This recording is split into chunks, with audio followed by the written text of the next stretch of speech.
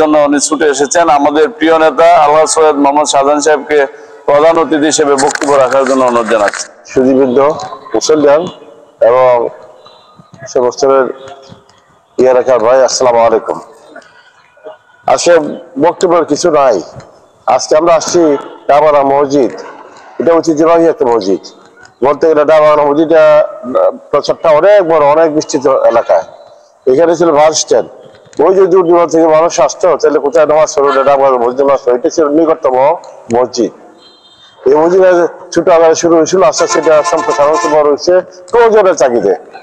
আজকে সেটাই স্থানান্তর হয়েছে সুন্দরভাবে। এটা আবার একটা পরিকল্পিত ভাবে এই মসজিদটা নির্মাণ শুরু হয়েছে। এটা আমরা শুভকামনা করি। তবে মসজিদ আল্লাহর ঘর, বাইতুল্লাহ আর আল্লাহর ঘর। এই মসজিদকে কিভাবে সুন্দর করা যায়, এটা আল্লাহর ঘরকে সুন্দর করা। এবং আজকে যারা এখানে উপস্থিত আছেন, বাড়িটার কাপ পিছনে আপনারা খেদমত করতেছেন, এখানে যারা যারা আছেন সবাই, বিশেষ করে ওনারা সবসময় সময় করে, তার দোলা আমরা সবসময় লাগে আছে। আমি যদি না আসলেও খোঁজ খবর আমি রাখি। আর প্রায় আগে আমরা এখানে নামাজ পড়তাম, আমরা যে বসতাম এখানে নামাজ পড়তাম। এই মসজিদের সুন্দর হোক, এটা সবাই চায়। এখন যে ভাবে ব্যবস্থাপনা গ্রহণ করা হয়েছে, এটা কিভাবে নির্মাণ কাজটা শুরু হবে, এটা নিয়ে প্রথমত জটিলতা হয়েছিল, কথাবার্তা হয়েছিল। এইগুলো আমরা আলাপ আলোচনা হইতে সমাধান দিয়েছিল। না, মসজিদের কাজ চলবে সকলের সম্মতিতে, সকলের সহযোগিতা এবং সকলের এটা তত্ত্বাবধান থাকবে, কোনো সমস্যা নাই। কারণ এটা ব্যক্তিগত কোনো বিষয় না। এটা আমাদের দল নাই, মত নাই, এটা সবারই। আমার আল্লাহর ঘর, এটা খেদমত করা আমাদের সকলের দায়িত্ব। এই মসজিদটা সুন্দর হোক, হবে ইনশাল্লাহ। যে স্থান লাভ করছে এখানে, পূর্ব দিকের রাস্তা, উত্তর দিকে, দক্ষিণ দিকের রাস্তা, তাই না? এটা সুন্দর একটা প্লেস চতুর্দিকে।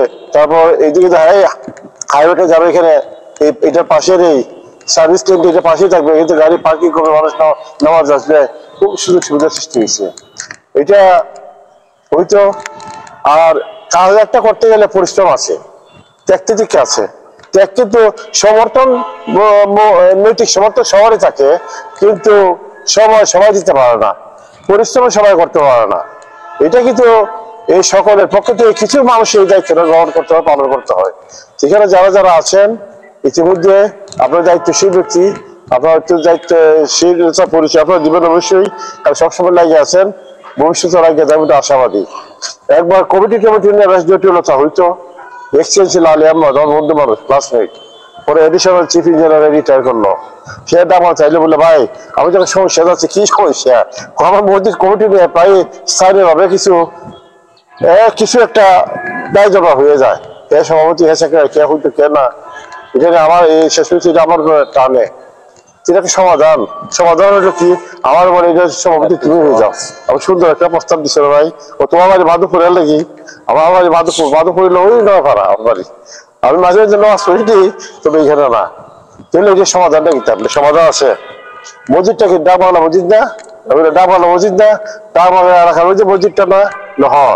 তাহলে এটা সভাপতি তুমি হবে। একটা কথা বলি, আমি থাকবি অভিজ্ঞ, আপনি এখানে কি করবো? কিছু পদাধিকার বলে উনি থাকবেন না সভাপতি। ওনার পক্ষের থেকে ওরা প্রতিনিধি হিসাবে ডিপার্টমেন্টের কেউ সেই দায়িত্বটা পালন করবেন, তাহলে শৃঙ্খলাটা থাকবে। বাকি যারা যারা আছে তারা স্থানীয়ভাবে সবাই সহযোগিতা করবে এবং এই বিষয়ে সবাই সহযোগিতার ভিত্তিতে কাজটা হবে। ওইভাবে এটা চলতে হয়তো সভাপতি আছে, এই জন্যই বলি এই মসজিদটা সুন্দর হইতো। বেশি কিছু বলবো না, একটা কথা, দুঃখের কথা বলছেন। মসজিদ, এই মসজিদটা হবে মসজিদে শুধু নামাজ পড়ার জন্য না, মসজিদটা হবে এটা, এই মসজিদ ভিত্তিক সমাজ ব্যবস্থা কায়েম করতে হবে। এই মসজিদের ভিত্তিতে সমাজ ব্যবস্থা, এইটার আশেপাশে যারা আছে, বিশেষ করে এবার সবাই দায়িত্ব এখানে থাকে, সামাজিক ব্যবস্থাকে উন্নত করা, মসজিদে এসে খুতবার মাধ্যমে, আলোচনার মাধ্যমে মানুষের মনকে পরিবর্তন করা এবং ইসলামের দীক্ষিত করা। যে দিকে সমাজ একটা বিপদে চলছে, সেই সমাজটাকে আলোচনার মাধ্যমে এটাকে কাছে আনা, এই সমাজ ব্যবস্থাটা মসজিদের মাধ্যমেই বেড়ে যাওয়া। এটা কিন্তু আমরা রসুল ইসলাম এটা করে গেছেন, মসজিদ ভিত্তিক সমাজ ব্যবস্থা এটাই যেন থাকে। এবং আমরা ছোট বড় দেখছি ইমাম সাহেবের ওই এই জিনিসটা যে ইমাম সাহেবরা আমরা এমন বানাই ফেলেছি এখানে নামাজ পড়াবে ইমাম না, ইমাম মানে আমাদের মুসলমানদের ইমাম, মসজিদের ইমাম, যেখানে আমাদের প্রয়োজন হয় ইসলামের কথা বলার জন্য সেখানে ওনার দায়িত্ব পালন করতে হয়। আমরা কিন্তু ইমাম সাহেব অন্তপক্ষে ওরা বলতে পারে সঠিকভাবে এবং আমাকে পথ নির্দেশ দিতে পারে, মসজিদে এসে আমাদের বুদ্ধি আমরা করতে পারি এবং মসজিদের যে প্রতি যে দায়িত্বটা আমাদের আছে সেটা আমরা পালন করতে পারি। আমি আশা করি এই এলাকার বিশেষ করে এখানে একটা সুন্দর একটা মহল্লা সৃষ্টি হয়েছে। এইদিকে আছে প্লটিং মানুষ, বাইরের মানুষ, এইদিকে আছে একটা আবাসিক এলাকা শান্তি পালন না এলাকার মানুষ কিন্তু এখানে একটা দাবিত হয়। আর মানুষ সাধারণত একটা হয় নামাজটা কই করবো আজকে, ঠিক আছে বুঝিয়ে যায় এখানে এখানে যাওয়ার বড় হয়, এরকম মানে খায় অনেকেরই থাকে। ওই জিনিসটা থাকবে মানুষের মধ্যে। আমরা আশাবাদী এই মসজিদ সুন্দর একটা মসজিদ হবে, মাধবপুরের মধ্যে উন্নত মসজিদ। কারণ আমাদের যে সরকারি উপজেলা মসজিদ যারা ছিল সরকারের 14টা 15টা বসে, ওই মসজিদটা মাধবপুরে নাই। এটা এমন এক জায়গায় গেছে যেটা না থাকার মতোই, ওই জায়গাটা শূন্যতা এটা পূরণ করতে হয়, এটা আমরা আশা করি। ওইটার যে দায়িত্বটা শূন্য এখানে থাকবে নামাজের ব্যবস্থা, থাকবে কিছু ইসলামিক কালচারের ব্যবস্থা। আমি অনুরোধ করি ইসলামিক কালচারের কিছু ব্যবস্থা থাকবে।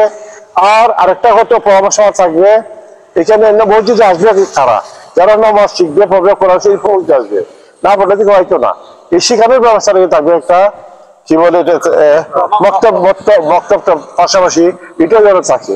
কারণ ওইটা যদি আমরা সৃষ্টি না করি মসজিদ খালি করে থাকবো। আর মসজিদ সৌন্দর্য যেটাই মসজিদ জবাব যত বড় হবে মসজিদের সৌন্দর্য তত বাড়বে। আমি সবাই এইটার উদ্যোগে যারা আছেন কমিটির কারা আছেন কারা নাই এটা বড় কথা না, আল্লাহর করে খেদমত আমরা সবাই মিলে করতাম, সবার যা যার অবস্থান থেকে আমরা দায়িত্ব পালন করতাম। যে কমিটিটা সে করবো, যে কমিটিটা হে করবো, যার যার অবস্থান থেকে আমরা যে অবস্থান থেকে আমরা দায়িত্ব সমঝাইছি তারা সময় দিবে, তাদের কাজটা নিজের জন্য করবেন না। আর সকলের সম্মতি দিয়ে আমরা ইনশাল্লাহ আগামীতে চলতাম। এখানে আপনাদের কমিটিতে দেখি বেশ ভালো ভালো উৎসাহী নির্মাণ কমিটি আমি দিয়েছি, নির্মাণ কমিটি এসে সময় দেখা যাচ্ছে উপজেলা ইউনিয়নের সামনে। এই কাজটা খুব সুচারুভাবে খুব সুন্দরভাবে হবে এটা আমরা